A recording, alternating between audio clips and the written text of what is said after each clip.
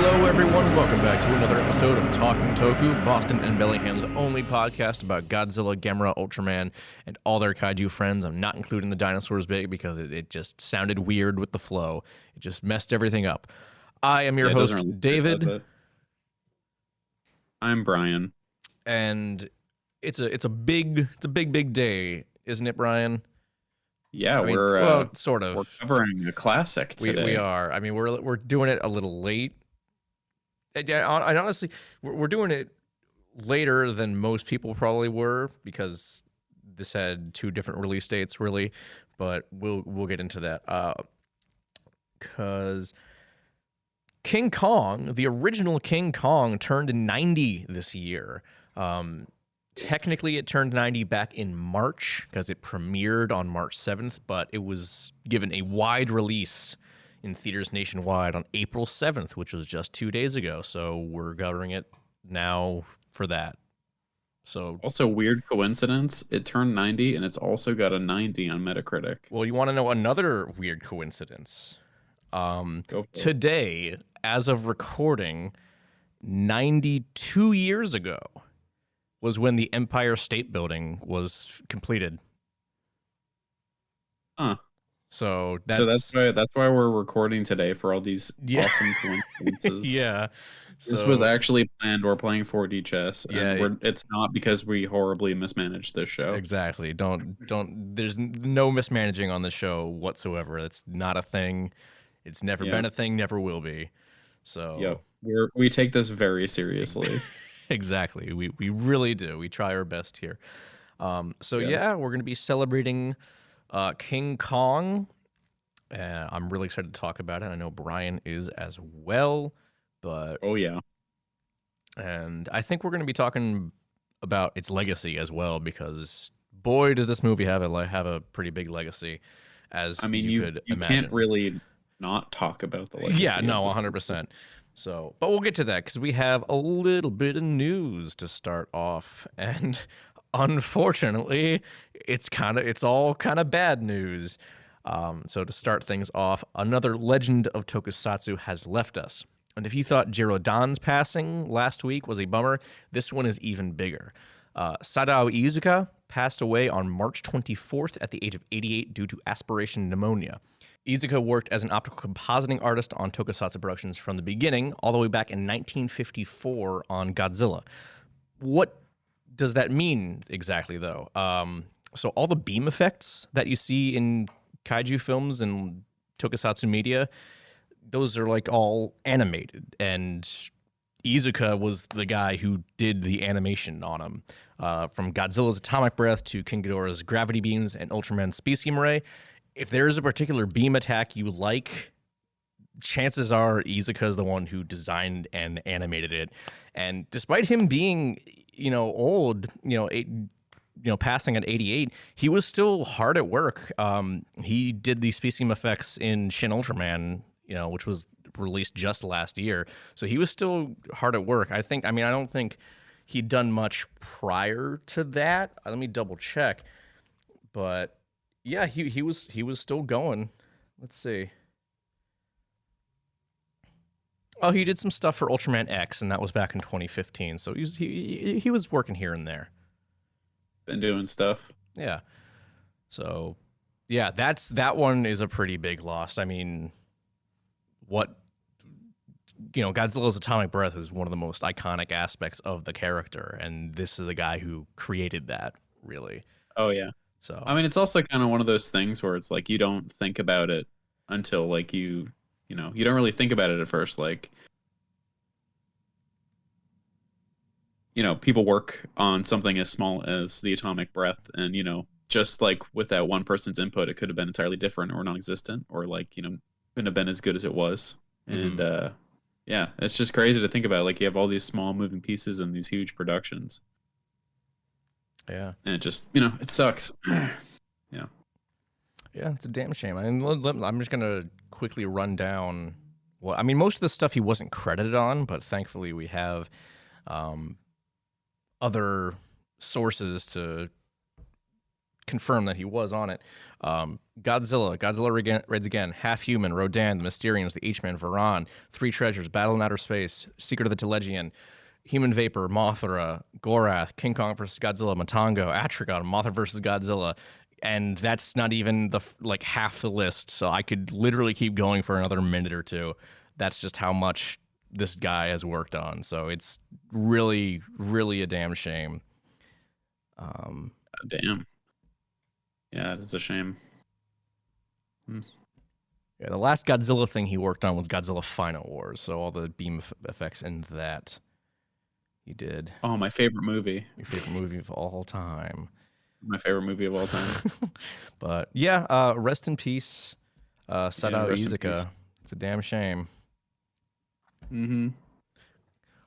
Well, Brian, your nickname on Discord sometimes is Bummer Brian. So why don't you bring us another bummer? Sometimes. All right. I like the term wet blanket, which is what I am on on a lot of things. It's apparently pretty good, yeah. Yeah. Well, to keep that trend going, Michael Lerner passed away this week at the age of 81 due to complications with brain seizures. If the name doesn't sound familiar to you, the face and voice surely will. Lerner portrayed Mayor Ebert in both Godzilla 1998 and even reprised the role in Godzilla the series in a handful of episodes. One of the only actors that did come back for the series.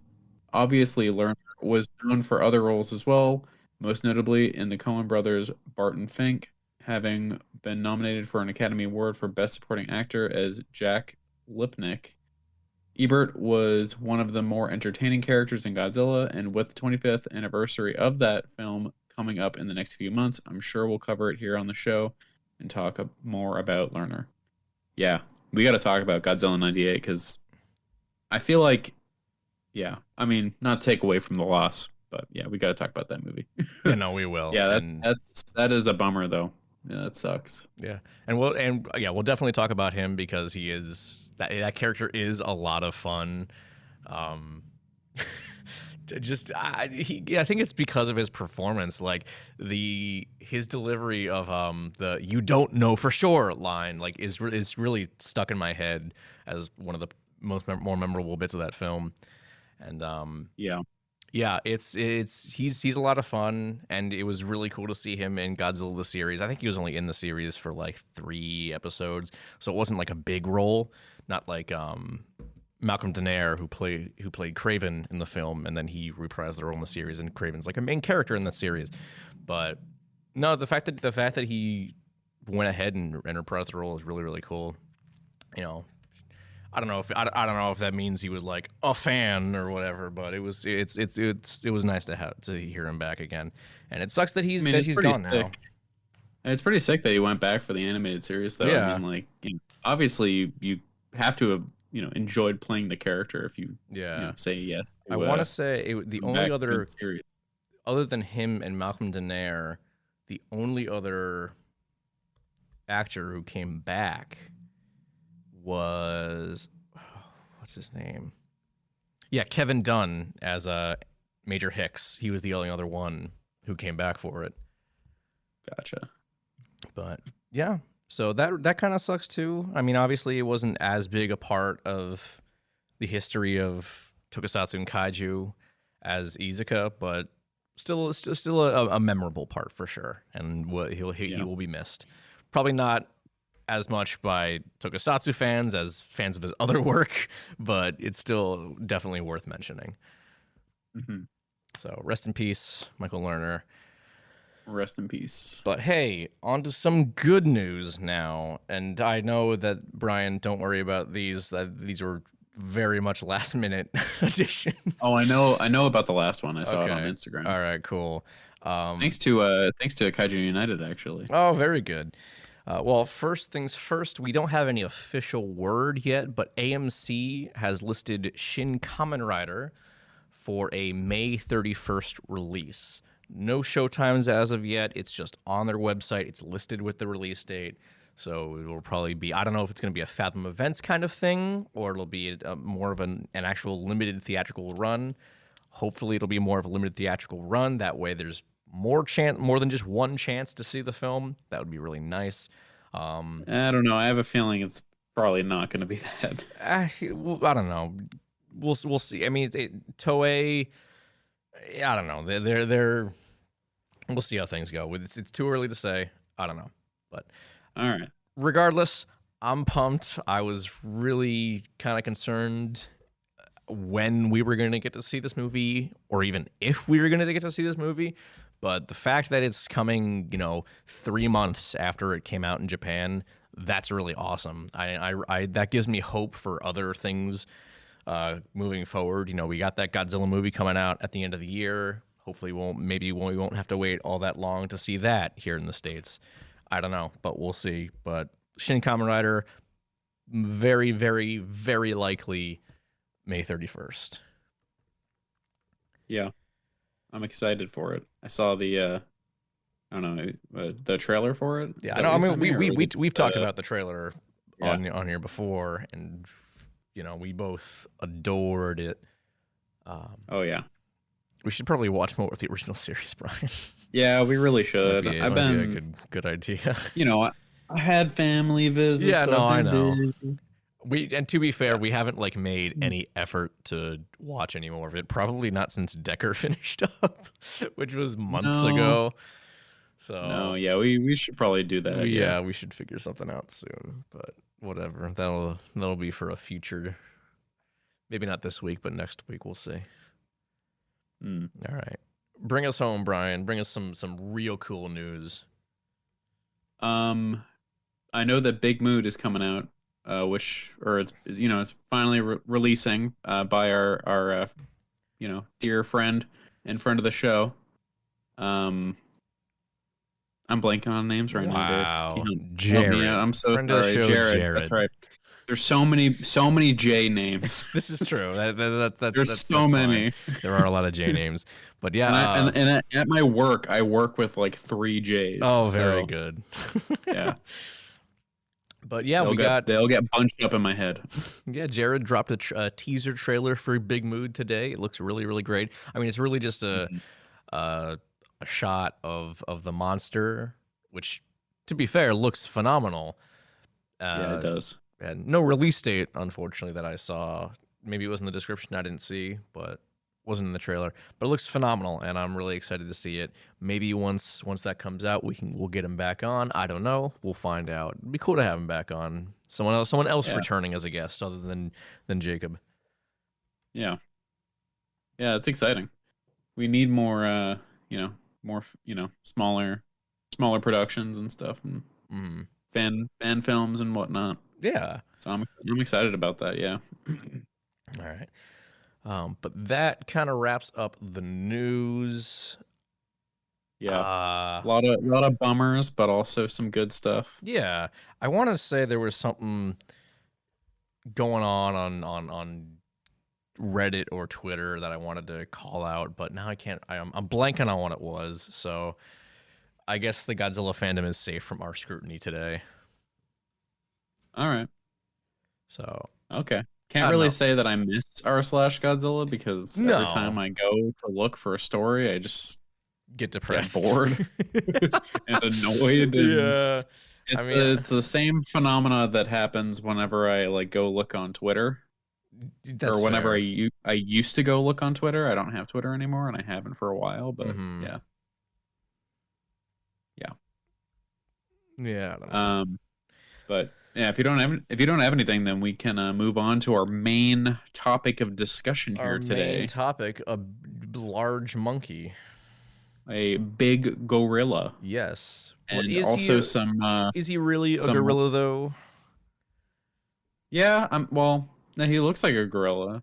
What gorillas do you know walk exclusively on their hind legs? I mean, in the remake, in the Peter Jackson film, definitely a giant gorilla, which is actually one of the few things I don't like about that movie. But we're not talking about the Peter Jackson Kong. We are talking about the 1933 original King Kong, directed by Merian C.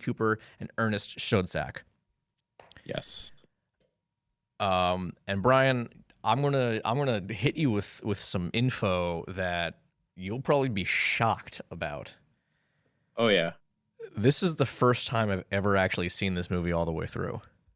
You know what? That is the same deal with me. Really? Okay, so I'm not Yep. alone. Thank God. You're not alone. I remember having watched a little bit of this movie like a long time Mhm. ago because one of my aunts is like big into like old media, Yeah. and like she just has all these like old, early, old early, black and white movies and Right. stuff, and so I remember watching a bit of it, and I think it scared me as a kid. I don't remember. I never finished it, but yeah. So I never watched it all the way through. So this was like a trip because like I've seen like the 2005 King Kong. I've Mhm. seen Kong Skull Island, which has nothing to do with this movie. I even seen what was the one in the was it one of the 80s or the 90s? I forgot. 76, 76. Okay, which is also pretty a close. very, very good film. Yeah, I've seen that. But I've never ever seen the 33 original. Never. Not all the way through, at least. Yeah, I've seen a lot of it like on TV, but I never like sat down to watch the whole film all the way through.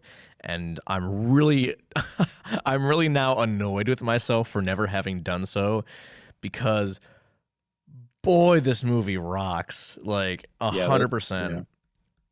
for a movie that came out in 1933, I was like surprised at how great the effect work was. I mean, that's all thanks to Willis O'Brien, man. Like there's a reason Willis O'Brien is as revered as he is. I mean, he Yeah. literally created stop motion. Like that's, you know, there's a I mean, like just trying to put myself in like a moviegoer's shoes, like back when this came out, this must have been like absolutely mind blowing. yeah, no, I mean, I watched the movie twice. So I watched it yesterday, and then I watched it again today with commentary from Ray Harryhausen, who needs no introduction. Who was actually Willis O'Brien was Harryhausen's mentor. He's the one who taught him everything he knew. But also Ken Ralston, who is also a visual effects artist who got his start with ILM back with Star Wars and Empire Strikes Back. And he's done a number of other stuff too. But it was them two doing the commentary. And it was really, really, really cool. Just hearing Harryhausen, just both of them really just talk about like how those effects were done, because this really was the first time. Not really the first time, because The Lost World came out in 1925, I think. Was the one that film came out? Let me look it up. I think that sounds about right to me. I know it was in the 20s. Well, I do have IMDb open. 1925. You are There we correct. go, 1925. So it wasn't like the first time we'd seen something like that, but it was definitely this was definitely like the most, what's the word I'm looking for here? The most like widely accessible, because this is the one that like got big. Like The Lost World was popular and it's like important to film, but King Kong is where people really started to pay attention to special effects in general, really. And Yeah. it's incredible. It's honestly really incredible, some of the stuff they do. Like, yeah, it's a little dated, of course. I have seen better stop motion animation since, but And it's also helped by it being black and white, but even that too, then, yeah. it's still really, really good. Like, obviously if it's black and white, it's harder to like see like green screen and, some of the effects, but like it's still really, really good looking. Yeah, and honestly, even if it wasn't, because I know there is a colorized version of this film. I've never seen it. I only just learned about it about like 10 minutes ago. But just a lot of the like the rear projection stuff is like ridiculously good for the time. I mean, the one that like really kind of made me perk up and go like, wait, excuse me? How did they do that? Was when they encountered the Stegosaurus. Oh yeah. Like when they see that off in the distance, it leaves the screen and then it comes back closer to the camera and it charges the camera with all our main cast of characters still on screen in the foreground. I thought that was mind blowing, and like it doesn't the only time you can like get taken out of is when Denim throws the gas grenade, and you kind of see that the gas like has a little bit of a like it's got a border to it. Like you can see where the animation ends on the screen. So, but like other than that, it looked phenomenal. It's incredible that they were able to get away with making something look that good in 1933. I was blown away, honestly. Yeah, I mean, same here. That shot was really good. Another one that I thought was really cool was the it was like when Kong was like shaking the log with the old people on it. That's a big one too. That one looked really good. That there's because like the characters are moving and you can kind of see where the border is, with the effects meeting, but either way, like it still looked really good. Yeah.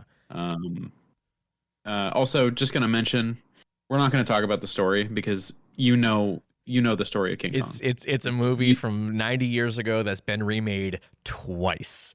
We're not gonna go into the story because if you don't know it, I don't know what you're doing, but you know it. Even if you haven't seen the movie, you definitely see like a parody of it. Yeah, Yeah, even if you haven't seen the movie, you know the story. Yeah, in the commentary, Ken Ralston brought up how The Simpsons parodied it for one of the Treehouse of Horror episodes, and he was just talking about like the directors of that episode very clearly were big fans of the film because some of the shots in that episode were just recreated like bit for bit from the original film. Like they're framed exactly the same way, blocked exactly the right way.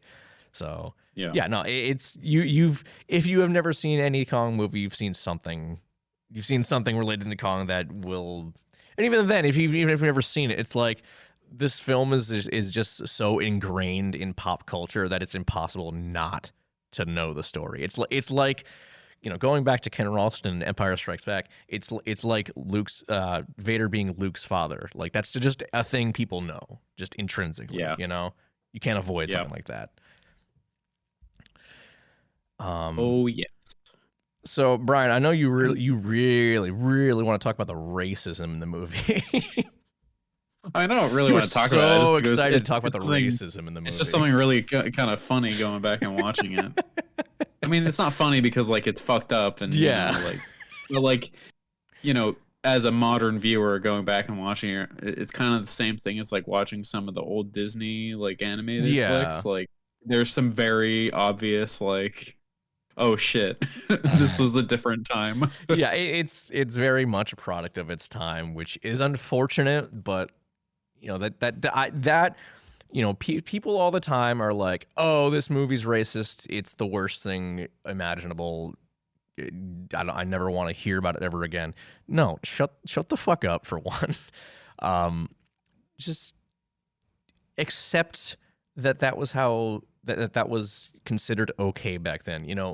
Like you can't just go back and erase things that came out like 100 years ago. And that's what I like about how Warner Brothers tackles it when they show like Looney Tunes cartoons. They'll usually have like a message before the cartoon starts saying like, hey, obviously this isn't okay nowadays, but it was considered okay back then.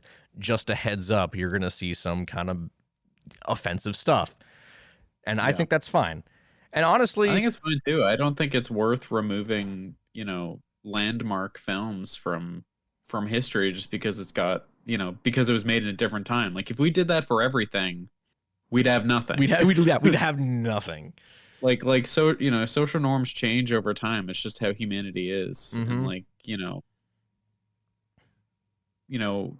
back then, everyone was racist, and now half the people in the country are only racist. Half of them. We're getting we're getting there.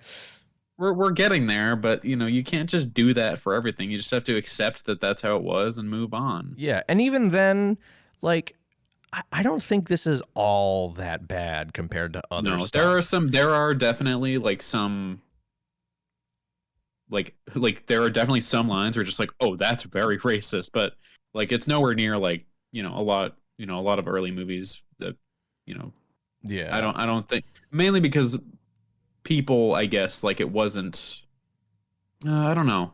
It just doesn't feel like it was like a focus of the movie, so it never really felt like they needed to comment on it. It was definitely more of like an adventure kind of thing. I mean, Charlie, who's like the cook on the venture, he speaks in a very stereotypical Chinese accent. Yeah. And when I say stereotypical, I mean offensive. Yep. You know, it's whatever, man. Like it was 90 years ago. Like there's not much we can do. I know it's about rich it now. for two white dudes to tell you to get over it, but like, you know. Yeah, and you know how it is. There's that line when they're talking about Skull Island where Carl's like, "Oh yeah, there's things on those islands that no white man has seen." I'm like, okay, that's a way to put it, I suppose. Yeah, there's a couple there's a line specifically where you probably know that I'm referring to, but I'm not gonna say it out loud, where they have Kong in the theater, and it's kind of, you overhear some people talking about what kind of animal it is, and yeah. I actually don't know which one you're talking about. You don't know? Okay, well, if you go back and watch, you'll notice it, but it hit me, and I was like, wow, that's really fucked up. Okay, you'll have to tell me later. I mean, you can tell me right now. I'll cut it out. Though I will say another line that we mentioned that is bad to laugh at, but it's just really funny out of context, is when Jack and Anne are talking, and this is early on in the movie where like they're not in love yet. And yeah, Anne's just chilling on the boat, and then Jack comes over. He's like, I hate women. It's so out of place. I mean, not really, because like Anne's like, why don't you like women on a ship? What's so wrong about that? And he's like, I hate women. They get in the way of everything. And it's just funny that he doesn't even give like a reason at first. He literally just says, I hate women. Yeah, there's like, he no doesn't say like I don't all. like he doesn't say like, oh, like women, they like, I don't know, they're high maintenance or something. Like it's nothing specific. He's just, I hate women. Yeah, it's very blunt. It's honestly kind of like modern day shock humor that people just say shit just to be shocking, you know. I don't know. It's stupid shit like that. Yeah. Yeah. Man. Yeah, different time for sure. Yeah. But, regardless, definitely still worth watching, because, while those lines are there, and, to some people they're going to be off-putting, and to some other people they're not going to care. But, at the end of the day, like the movie, what it sets out to do, being a monster flick with a bit of adventure in it, and, a bit of horror, it's a lot better than a lot of modern movies.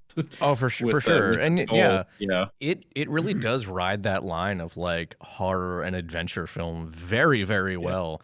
Because like there are some absolutely gruesome deaths in this movie. There are, and a lot of them are like implied, and some of them are outright. And that was another thing Ken Ralston was talking about in the commentary, is that a lot of those scenes were like censored on TV because they were so gruesome. Kong, I mean, I'm not surprised. Kong like eats a lot of people. He doesn't eat a lot of people. He mostly just kind of puts them in his mouth. You don't really see, you never really see. I mean, one of them he spits out, I'm pretty sure. But it's kind of terrifying, and I'm not surprised when you said this kind of scared you when you were a kid. I probably would be in the same boat with how graphic it is. But I mean, like one of the scenes that stuck out to me the most was actually it was a scene with Kong shaking the log with all the dudes on it, and they all like fall down the ravine. And and they like ragdoll at the bottom. It's like you hear them screaming, and then it just stops when they hit the bottom. Yeah, and like that's really like kind of gruesome. Like it's you obviously you don't see any blood or anything. No. You see like you see like their body hit the ground, and it kind of ragdolls a bit, but like the implication is really, really terrifying. Yeah, and I think that point, because I think it's like this in the Peter Jackson film. I think that is where the infamous spider pit sequence was supposed to go. Yeah, that was one of the things they wanted to do, but what was it, budgetary or So time? it's a little hard to know. Maybe it just didn't fit with the movie. That's always a So no, something. there's kind of conflicting reports, like whether or not it was actually made. If it was made, it was shown during the premiere, but people found it too scary, so they cut it out. It's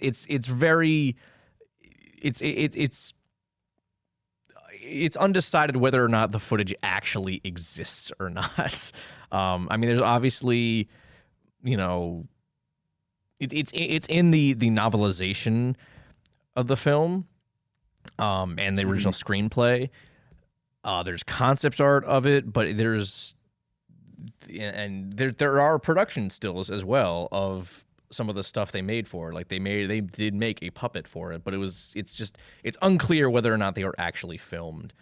I got it up here on Wikizilla, because I do remember Peter Jackson did go back in 2005. Obviously, it's in the 2005 remake, but he also, I haven't seen it myself, but he also like filmed a version of it that uses like practical effects that would fit perfectly in the original King Kong. I want to say it was like included on the 2005 Blu-ray or DVD at the time. But yeah, I've seen a couple. I have a steelbook, so maybe it's on there. There's a good chance it's on it. Yeah, I haven't seen it yet, but I've seen clips of it, and it looks, it looks exactly like it would, like you would think it would. Like it looks like it would fit right in with the original Kong, and it's really impressive. But yeah, it's unfortunate that if that footage exists, we'll probably never see it ever. Because it's probably, I would say it probably doesn't exist. Yeah, because I feel like it would have probably been released at some point. Yeah, I mean, it has been 90 years. Media preservation, especially film preservation, wasn't viewed as important as it is today. So there's a good chance that if it did exist, it may have just deteriorated over the years and it just doesn't exist anymore, which really blows. Yeah. But yeah, I mean, I would love to see it. I don't think we're ever going to, though, unfortunately. But thankfully, Peter Jackson has us covered on that front. Based Peter Jackson. Thank God. And honestly, watching this original film gave me even more of a appreciation for his remake. I was literally gonna say the same thing. I was just waiting for us to talk about like the legacy. Like, yeah, like I've seen the 2005 film like a bunch of times. It's honestly, it's one of those movies I kind of just put on in the background at this point. But man, like I love that movie, and I have like a even larger appreciation for it now because there's so many just like little things that I had no idea were just pulled from the original. Yeah, like Kong playing around with the T-Rex's mouth after he kills it. Yeah, in the same exact way that he killed the T-Rex in the 2005 film, and like the 2005 film, obviously it's like it's much longer. Yeah, that's it's like 3.5 hours. Well, it's 3 hours, but the extended cut is 3.5 hours. Yeah, and instead of like him fighting one T-Rex, he's fighting two T-Rexes, and there's just more stuff going on. And actually, Brian, they're called V-Rexes in the 2005. T-Rexes, whatever. Oh my God, you. And even then, it's not really a T-Rex in the original. Yeah. It's got. I'm gonna call it a dinosaur. It's a mean dinosaur. Apparently, Wikizilla has it listed as simply meat eater. I don't really know what that means. But also in the commentary, Harryhausen referred to it as an Allosaurus, which I'll take. All right. I mean, who's to say? I trust They didn't really Harryhausen. know what they looked like back then. Oh, hold on. Director Merian C. Cooper referred to the theropod as Allosaurus, while stop-motion animators Willis O'Brien and Marcel Delgado identified it as a Tyrannosaurus. So that's... Okay, not very helpful. I'm So gonna go we're all wrong. Allosaurus because I know it has 3 fingers. All right, cool. Allosaurus. Sure. I don't know. So yeah, I mean, like, it's just like, seeing this movie, like, it just kind of so many things in my memory of like the 2005 movie. I'm just like, oh, so like that's just stuff that they took from the original and just brought it into modern times. Like, that's really cool, and a lot of like small touches and stuff, but just made bigger and like newer. It's just really cool.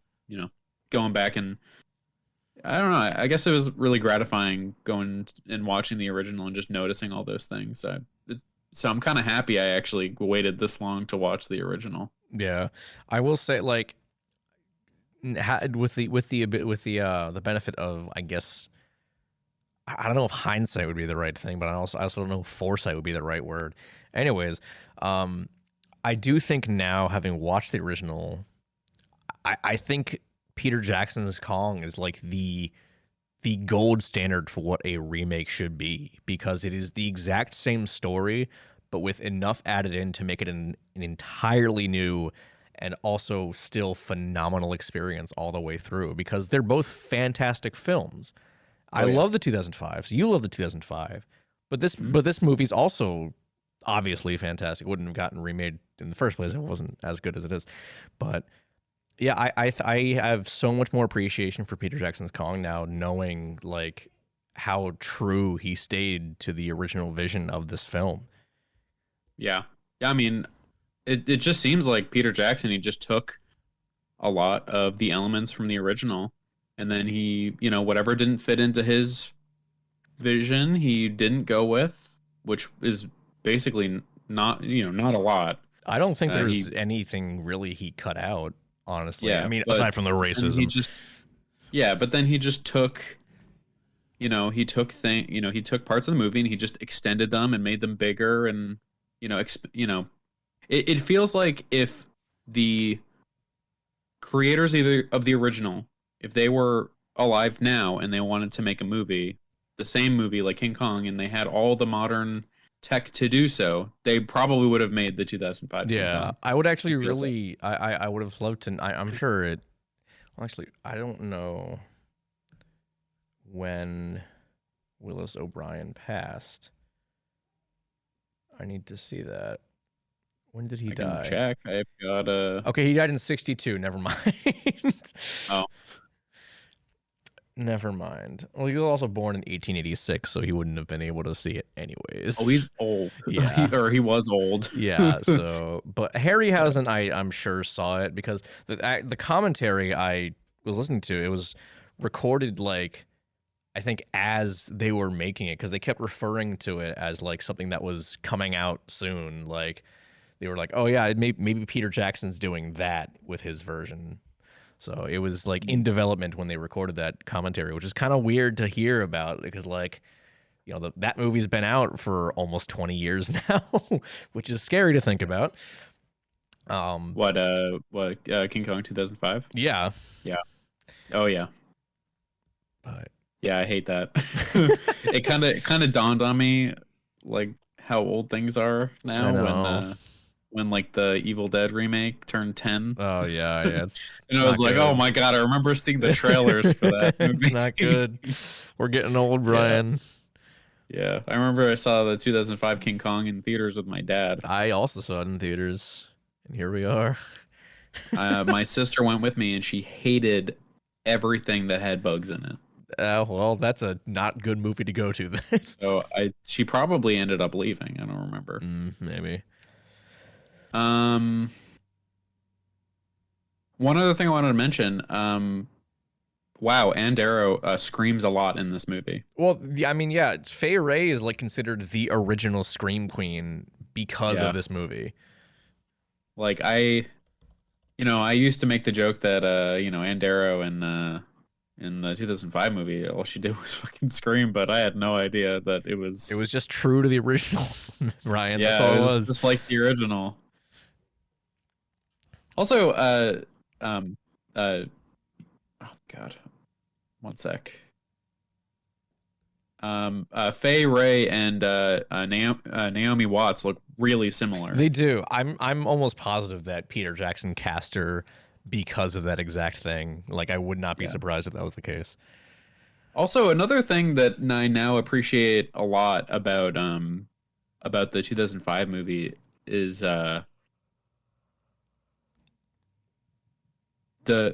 extra bit of time we get in New York before they go on the adventure. Yes. Like, it kind of, like, it just, where the original starts, they're like at the dock and they're like, we gotta go. And like, they're kind of talking about it, talking about why they have to go. And it just, it made me want a bit of extra context, and then just thinking like, oh wait, my extra context is the 2005 movie. Exactly. Like, same thing with Anne too. Like, I because like in the 1976 and the 2005 films, Anne has more of a relationship with Kong that's established, and that's just, I was so expecting that to be a thing here, but it's like, it's not. Like, it's not a thing. Yeah, at it was all. really, really kind of jarring watching it, because like, we expect there to be a relationship between Anne and King Kong, but in this movie, he's very much just straight monster. Yeah, and not even, I wouldn't say monster. You see, he's an animal, because he does have some pathos to him. Like, his death scene is played like you feel bad for him. You don't want him to get killed. It is still a very emotional scene. So I wouldn't go as far to say he's just a monster in this. It's yeah, just but that he's definitely more ruthless, and he doesn't have as much, I don't know, not as much humanity injected into him, I'd say. Yeah, not as much as other later films would. Because 2005, like the movie makes it a point to make you feel bad for sure. Yeah, I mean the 76 film kind of goes in that direction, but it doesn't like commit to it as much as Jackson's does. Yeah. But yeah, no, we're not really going to talk about the Kong Skull Island, because as much as we love that movie, it really doesn't have a whole lot to do with this. It doesn't. Yeah, that movie, so yeah, that's one of the like few big budget Kong films. One of the two big budget Kong films that is original. I mean, yeah. So I think that there's Son of Kong, King Kong Lives, and Skull Island. I mean, there's also King Kong versus Godzilla and King Kong Escapes, but those weren't really, I mean, they were given a wide release, but they're not as like known in pop culture as the mainline American productions, which is a shame. Yeah. I mean, King Kong versus Godzilla, we've talked about that was like our first episode. We talked about how much we love that movie. I've never seen King Kong Escapes. From what I've heard, it's fine, but yeah, they're not as well known to. They're not ingrained in pop culture as the main Kong films are, and even then, like, no one really cares about Son of Kong. I know people. Yeah, I feel like it's kind of a niche movie. Like, if you want to watch it, you're going to seek it out, but most people are just like, whatever. Yeah, and King Kong Lives, I've never seen it, but I know people kind of don't like it. But from what I've heard, it's like it's starting to achieve like cult status. Like, to bring him back and mention him again, friend of the show Jared, I think he watched it a year or two ago, and he mentioned that, like, yeah, if this film were made by Toho, people would love it. So I don't know. I've never seen it. There are rumors swirling that Scream Factory is gonna do a release for, because they did a release for Kong 76 a couple years ago, which I'd love to finally see. King Kong Lives. Maybe we'll do an episode of that in the future. I don't know. I'm kind of in a Kong mood now after watching this movie, so I don't know what to do next. Maybe I'll finally watch Son of Kong. I straight up might put on 2005 tonight. That's a long movie, though, Brian. It's a long movie. Actually, no. I got other things to watch that I'll talk about later. We're gonna watch Gamera, but we'll talk about that. Yeah. Yeah, we will. So, I mean, we've already talked a little bit about the legacy, but like, we haven't talked about the legacy, because like, yeah, this is the first kaiju movie.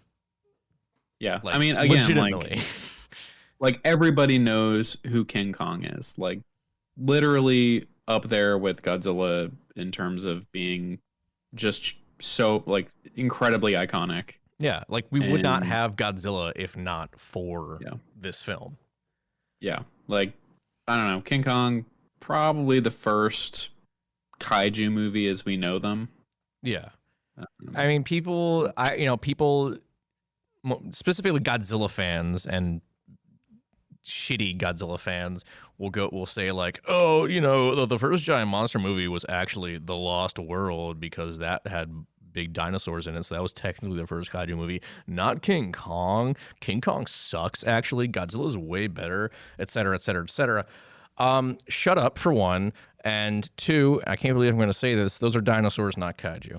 So yeah, King Kong was we love to stretch the definition here, but like when we're being serious, Yeah. dinosaurs they're not.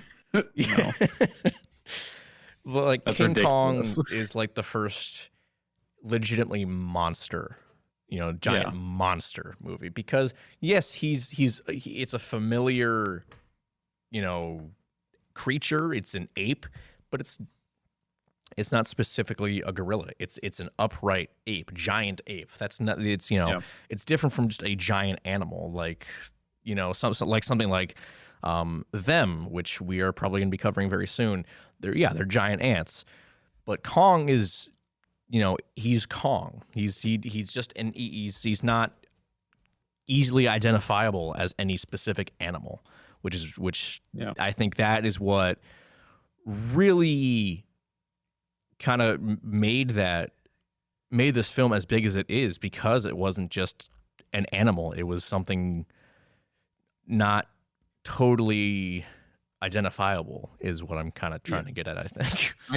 I think I mean for me, his kind of title or secondary title, if I don't know, the eighth wonder of the world, like that's like that in itself kind of speaks to him just being kind of his like own thing. Like he is this huge kind of wondrous, obviously the island is like crazy and it's got all these dinosaurs and whatever, but King Kong, he is like the master of that domain, and he's so alien from like the rest of the world. Exactly. And Yeah. he's not just like a like a silverback gorilla, like obviously 2005 he looks like a silverback gorilla, but whatever, in this movie he is very much like his own thing. Like he doesn't even really look like any kind of monkey that exists in the world, which is why he just looks so like monstrous to me. And his face is terrifying though, looking through the window. Speaking of monkeys, though, I did like the addition of that one little monkey they had on the ship. It's like, that's some fun. Yeah, That's some fun foreshadowing. you like never see that monkey. I know, again. that's like the one time you see the monkey. I assumed the it was monkey gonna was be. just there, and then he was gone. Yeah. I wonder what happened to him. Maybe he's still on the island. He's probably chilling. He's probably doing whatever monkeys do. I mean, realistically, monkey's probably dead. It's been 90 years. But Well, yeah. What else? Most important thing, Brian, what was your favorite scene in the whole entire movie? Oh, my favorite scene in the whole entire movie. Was it the part where Jack says he hates women? As a joke, yes, that is my favorite. Because like if I could just soundbite that, Are we gonna would. get canceled for this episode, Brian? I think so. Oh no. I mean, it's just kind of funny. Like I don't know, it's just like out of context. It's just so ridiculous. It's out of context, and the delivery that Yeah. it's a, because here's the thing, like actors back then, like very different performances than what we see now. Like actors back in like the golden age of cinema, like they were more over the top with their performances. So like, Bruce Cabot saying I hate women, like that, it's just intrinsically funny just how he says it. Well, yeah. I mean, like the acting it's gonna be different because these are very early films, and it was more of just like a moving on from theater kind of thing, where it was more of a show. Exactly. Early movies were more made to be like a show, whereas now, film has moved on to being like immersive or like trying to pull you in with realistic characters that you can relate to and all that mumbo jumbo. But back then it was more of a show, Mm. which is why a lot of the performances were very like over the top. Why it's why the my most hated trope, because it's always so annoying when it happens, is when like a woman gets like really like I don't know, like something happens and she just faints out of nowhere. I hate that shit. It happens in more old movies than you think. It kind of happens in this too at the very beginning when Oh yeah, Carl no, first right meets at the beginning. Anne. Yeah, right It's at the so beginning. weird because like it. she gets caught stealing, and not Jack. Carl's like, "Hey, are you okay?" And then she faints. It's like, why would you faint at getting caught? And she wasn't even stealing. She was like, I wanted to do it, but I didn't. And then she faints. Yeah, It's she was very just weird. looking at it. Yeah, I think she does steal it in the 2005 movie, doesn't she? She steals it, and then the dude catches her putting it in her pocket, and then Okay. yeah. But I like that. I kind of like that angle because it makes her seem more like realistic, like she's desperate. Yeah, exactly. Yeah. Oh, another thing I wanted to say real quick before I say my actual favorite scene in the whole entire movie. Mhm. Is that Robert Armstrong, who plays Carl Denham in this movie, also looks remarkably similar to Jack Black. Like I his did kind of face. notice that. Yeah, like Not the rest of them, because they're both very different body types, but they have a Mhm. very similar face. Yeah, so good on Peter Jackson for that. And I think uh what was it? I think they said in the commentary that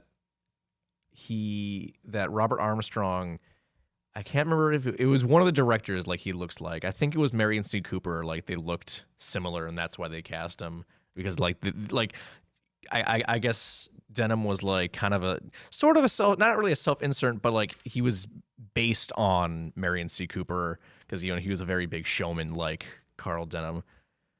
Gotcha. So yeah. So Brian, what is your favorite scene in the whole entire movie? My favorite scene in the whole entire movie is probably the it's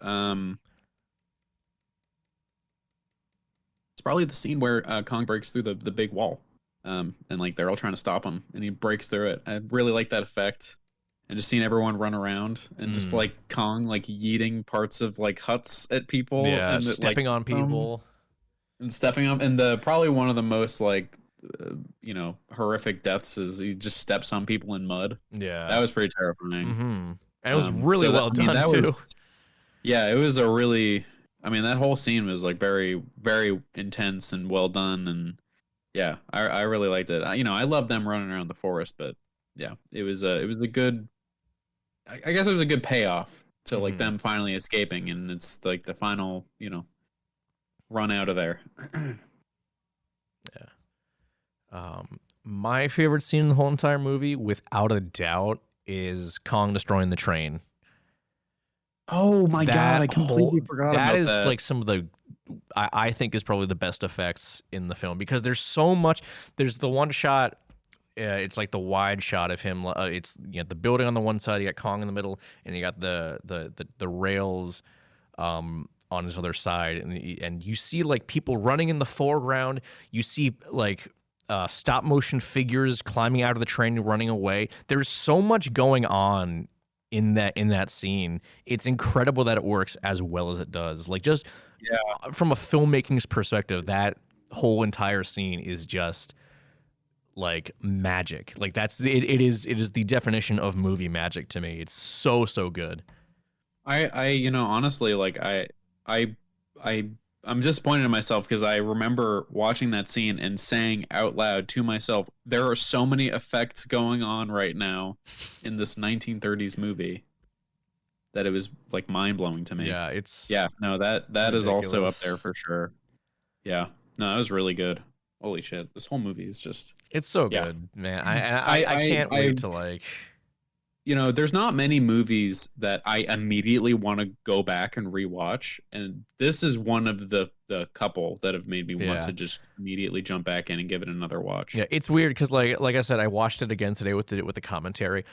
Talking about it now, I already want to go back and watch it a third goddamn time. And also, like, this is like an hour and 40-minute movie. Like, it's it's not super long, but it's not like a brisk movie either. Like Yeah, it's and the pacing is actually really good too. yeah. I forgot That's to something I wanted mention to I want to talk about too. It is paced so goddamn well. It's Yeah. insane. Oh yeah. And it's also weird because like most of the film takes place on Skull Island, which is not really the case with any of the remakes. It was kind of weird to see that, but Yeah. no, and that really plays into the fact that it's more of an adventure film as well because they're on Skull Island for most of it. But yeah, no, it's paced just so well. You don't even see Kong until almost an hour into the movie. It's awesome. Yeah, I mean, like honestly, the island itself, I know it's a little cheesy to say it, but the island itself is a a character in itself. Mm-hmm. Like, a lot of the creatures, and you kind of get a feel for like the geography of the island, and I mean, they even show you like a top-down view of the map Yeah. that Carl has. So, yeah, this movie is really well paced. That's actually kind of why I was thinking about maybe why they didn't add the spider scene, because maybe it would break the pacing a little bit. Maybe, But, yeah. honestly, I don't know. I I don't don't know. know. But It's so hard to think of anything else being in this movie because it's such a like a well well paced movie. Yeah. yeah, no, I now that you mention that, I think that you might be onto something there. I don't know if that is the case, but I wouldn't be surprised.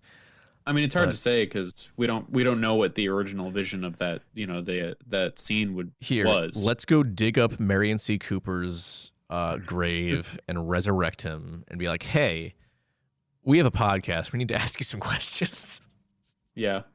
Well, I guess my like thought about it potentially being pace related is because if you look at the remake, the 2005, Mm-hmm. that is like a defensive scene where they have to like fight stuff off Yeah. instead of racing through. Because this is like this movie they're just running through the fucking jungle Mhm. essentially, and occasionally hiding. They're from trying stuff. their best. They're trying super hard, but like if they they fall down a pit and they have to fight off a spider and to either get out or get rescued, that might slow down the movie a bit depending on how it's implemented. I don't know. I don't know. But regardless, I don't really care that the spider scene isn't in there because it's great as is. Yeah, agreed. Any final thoughts on King Kong, Brian? If you haven't seen it, go watch it. It's on HBO Max. Agreed. Yeah. Again, we said that like everybody knows the story of King Kong, but I'm willing to bet that lots of people haven't actually seen the original. But now that I've seen it, I implore you to change that. Hard agree on that. I mean, there's a reason it's considered one of the greatest movies of all time. Like, I think it definitely deserves that title. Yeah, like, without a doubt. Oh yeah. So. I mean, the fact that I was as entertained as I was by a movie that's nearly 100 years old is an achievement in itself. What do you mean, Brian? Do you not like old movies? Are you one of those people? I like old movies, Okay. but sometimes, sometimes they can be a little boring. I don't know. Okay. Filmmaking methods change. Oh, you know what? Actually, I wanted to mention this. So, when you watched it on HBO Max, right? Yes. Did it have the overture at the beginning? Oh, now that you mention it, I don't know. It was just like the first 4 minutes of just music and nothing else. Was it just music and no credits? There was it just said the word overture on the screen and it played music. No, that was not on HBO Interesting. Max. So that was on the Blu-ray, my Blu-ray copy, and I looked it up because I had never seen like an overture before. Like I'd heard the term overture, but like mostly just like, oh, it's the Star like the Star Wars overture, like specifically as a track title or whatever. But from what I looked it up, an actual overture in film is like they play it before, like when people were like coming into the theater, they'd play that as people were walking into the theater to like get people excited for it. And so I was looking into this. So this is on Wikipedia. And there's a note here that says the lost overture to King Kong, which first premiered on the channel Turner Classic Movies in 2005 and was released on DVD that same year, is not, so it's not a real overture. It says is in fact a montage of music recordings from the film spliced together for that specific release. There was no overture in the original release. So I don't know why they included that to begin with if it never actually had an overture. It's very confusing. Maybe it was to be like, I don't know. Make it, I don't know, man. That's weird. That's really weird. It was very confusing. I don't know why that was a thing. I mean, my one thought is maybe make it seem like more of like an old thing, but it's already old, so I don't know. That's weird. Very confused, but yeah. Okay. But yeah, I think that's it. That's all we got to say on the original King Kong. Go watch it right now. What are you doing still listening to this podcast? You got to go watch it. It's the first kaiju movie ever. Go do it. Do we want to move on to our final segment of the day? I think we should, because I know you, Brian, have some stuff for once that you can talk about. So, Brian, why don't you tell me, what new cool kaiju thing are you checking out right now? Well, I finally put my money where my mouth is, and I continued watching through the Gamera series. So I had already watched Gamera the Giant Monster, Gamera versus Baragon, and Gamera versus Gyaos. I loved all of those movies. So I watched Gamera versus Virus and Gamera versus Giron. And yeah. Yeah. Gamera versus Virus is definitely funny. I remember you said that was a funny movie. It was funny. I had a good time watching it. Definitely didn't like it as much as Gamera versus Baragon, which I think is my favorite of all of them so far.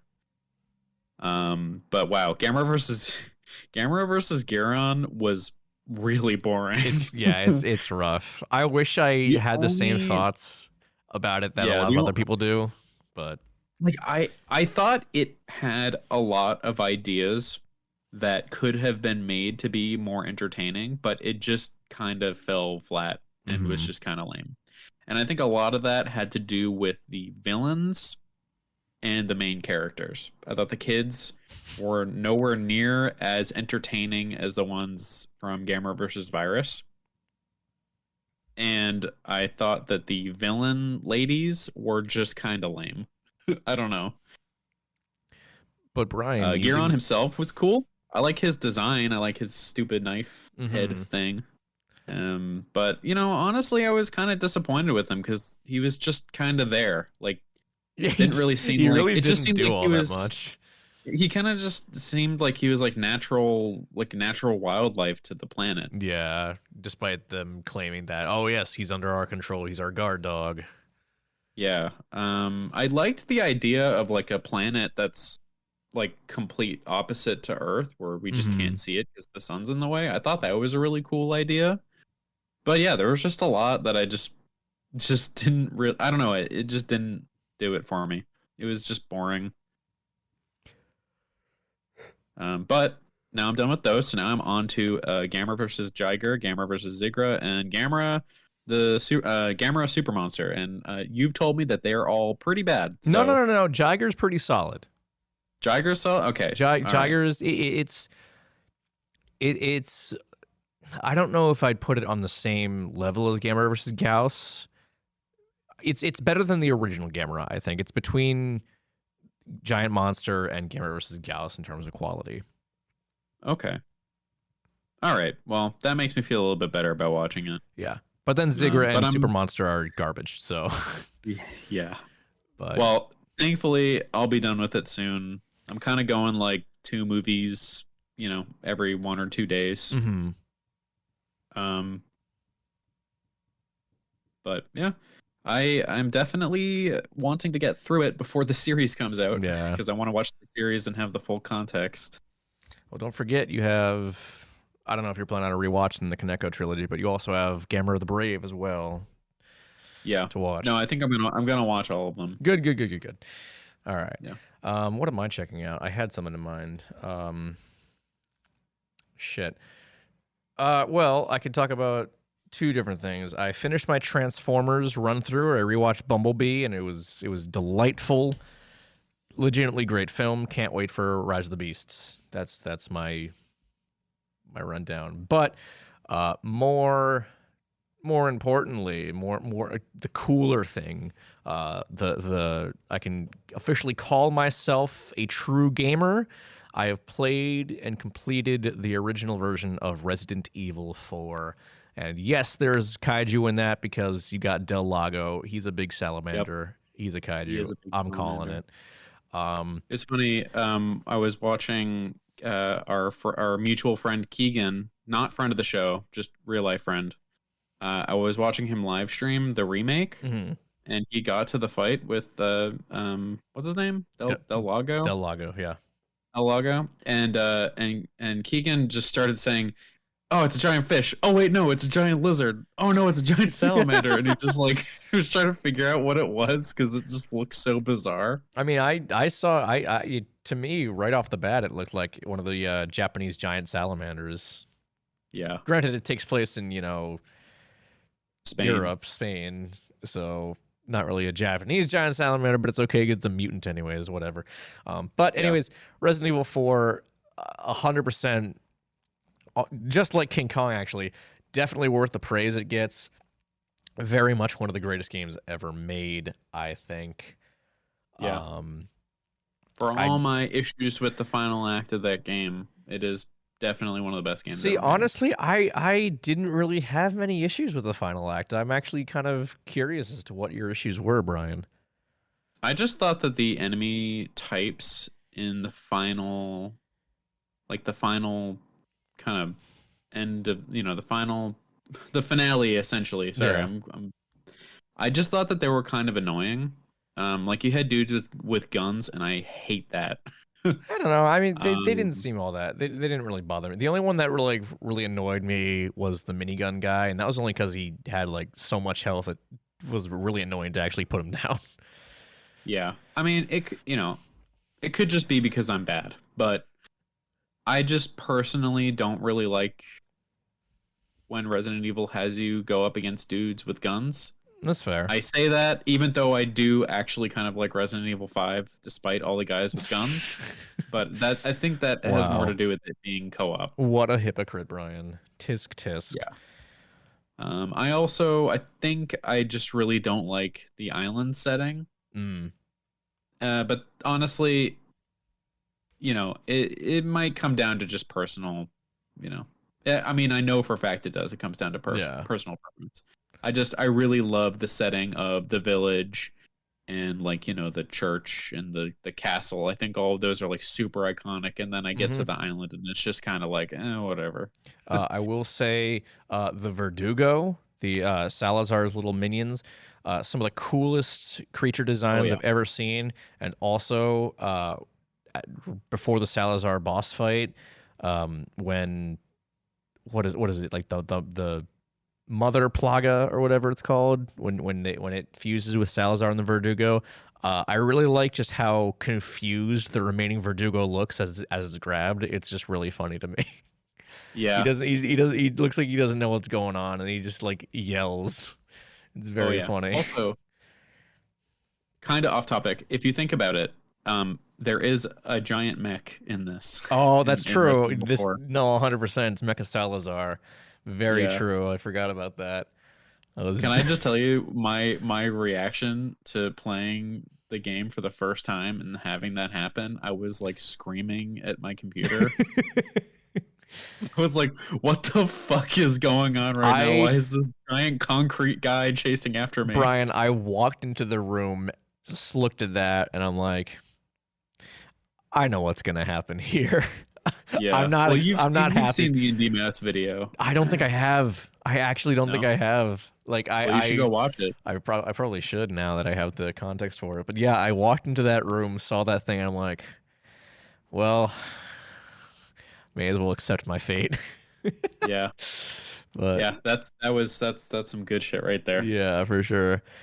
We'll have to play Resident Evil 5 because that game is also a kaiju game. If we're Oh, I in know. our I'm definition. aware. I've seen the footage. There's lots of big monsters. I There's know. also Wesker, who is awesome. Yep. And All right. Blonde Jill, who is not awesome. Oh, very true. Yeah. All right, but I think that's it for today. Wow, another short episode. I've noticed our review episodes are getting shorter, which is not necessarily a bad thing. Just it's kind of a welcome. It's less work that I have to do for editing. So yeah, but it's I mean, nice. we usually have the long like analysis video or long This is analysis true, yeah. episode where we talk about a topic. Mm-hmm. But I like doing the movie reviews because they go by quick. This is true. And that's just like an easy listen. Oh, hold on. Speaking of reviews, because this is, I'll say it's a kaiju film because of one specific character. I saw the Super Mario Brothers movie. Oh my god, Bowser's a kaiju. Yeah, I guess so. Tell me I'm wrong. Prove me wrong. I think you're wrong, but I'm gonna go with it anyways. Yeah, exactly. It's fun.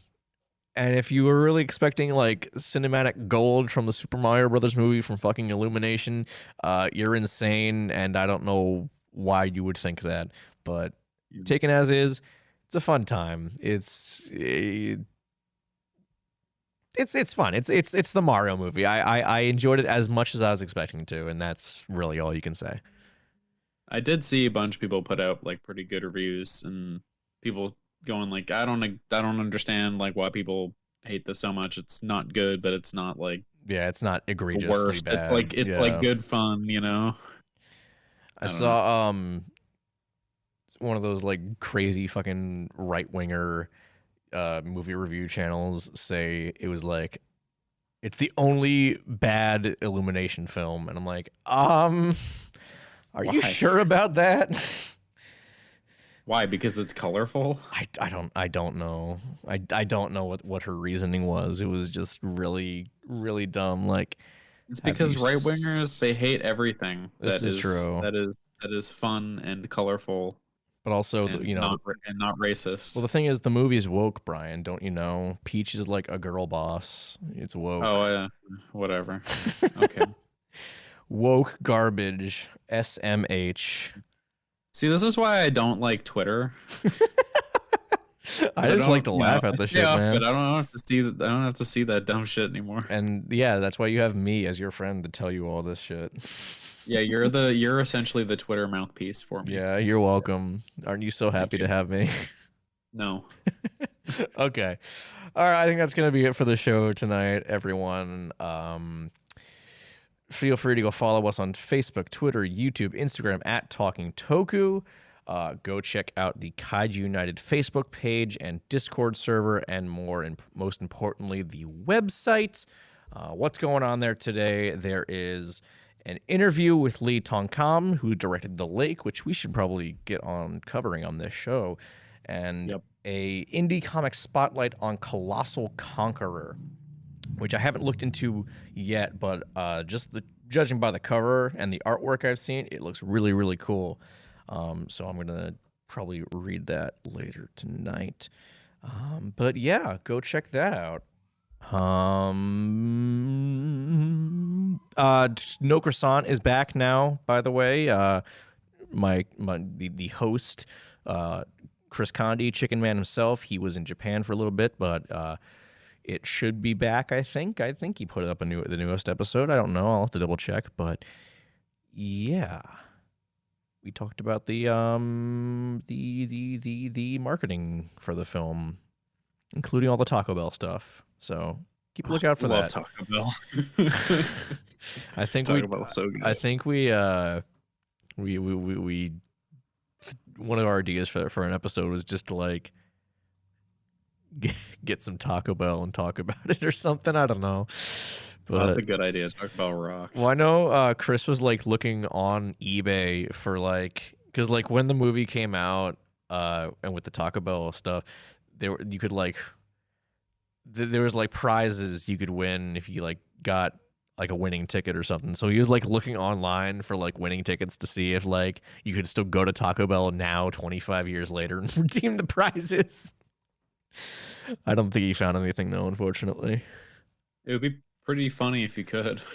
It would be pretty funny. Just go to like just go to your local Taco Bell. I was like, yeah, this ticket says I won $25,000 from 25 years ago. Is this still good?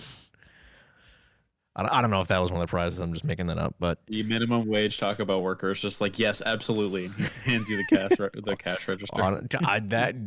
If the Taco Bell had $25,000 in their cash register, that's just asking for them to get robbed. I'm sorry, Dude, you have no idea. Like, let me.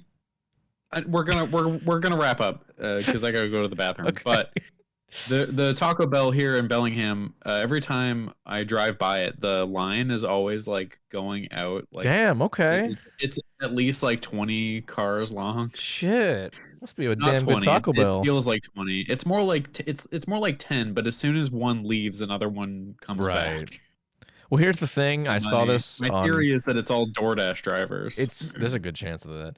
But I also saw, I think yesterday, the day before, that Taco Bell is only temporarily, mind you, they're getting rid of the Mountain Dew Baja Blast, and I think that's fucking criminal. That is criminal. You're right. I Hey, you still have Twitter. It means you can complain about it. I said this, and my DCM co-host Howard just looks over with the most incredulous look on his face. He looks so insulted by Taco Bell. Yeah, They're very sad. They're replacing it with something. It's temporary. They're replacing it with like some other Baja thing. I don't know. That sucks. Won't be gone for long. And hey, it'll still be available to buy in the summer, which is coming up soon. So thank God for that. All right, let's stop talking about Taco Bell and get the fuck out of here. Yeah. All right. You're right. This has been Talking Toku. My name is David. I'm Brian. I don't know what we're Taco talking Bell. about next. Did you say Brian Taco Bell? I'm Brian. I like Taco Bell. Oh, okay. You know what? So do I. I don't know what we're talking about next time, but we'll figure that out. I mean, the King Kong thing we decided like 2 days ago. Yeah, it was between King Kong and them. So. Yeah. I do still want to cover the Beast Below at some point, so maybe that. We'll see. But anyways, we will see you guys next time. Bye. Goodbye.